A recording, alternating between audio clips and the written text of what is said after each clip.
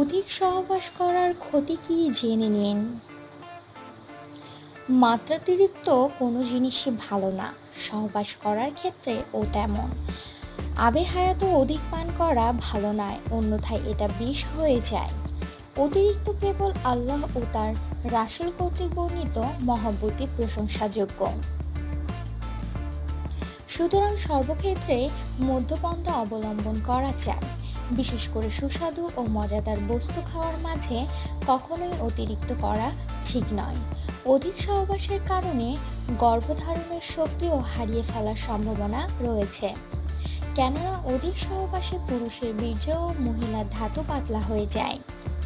যুবক যুবতীরা তাদের যৌবনকালে নিজেকে নিয়ন্ত্রণ না করে দিওয়ানা হয়ে সহবাসের মাধ্যমে কিংবা অন্য কোনো উপায়ে অমূল্য সম্পদ বীর্যকে নষ্ট করে ফেলে।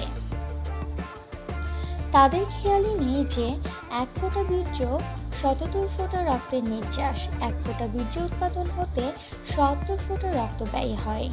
এই দামি জিনিসকে মাত্রাতিরিক্ত সহবাস করে নষ্ট করে দিচ্ছে।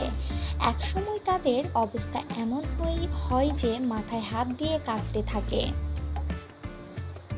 অবশেষে কোনোভাবে সহবাসের জন্য বিভিন্ন হেকিম ডাক্তারদের শরণাপন্ন হয়ে ওষুধের মাধ্যমে সহবাস করতে হয়, অথচ নিজেকে নিয়ন্ত্রণ রেখে সহবাস করলে আজ তাকে এসব জ্বালা সহ্য করতে হতো না নিজেকে ধিক্কার দিতে। এতক্ষণ ভিডিওটি দেখার জন্য আপনাকে অসংখ্য ধন্যবাদ। ভিডিওটি ভালো লেগে থাকলে প্লিজ চ্যানেলটি সাবস্ক্রাইব করুন, ভিডিওটি লাইক অ্যান্ড শেয়ার করুন। Thank you.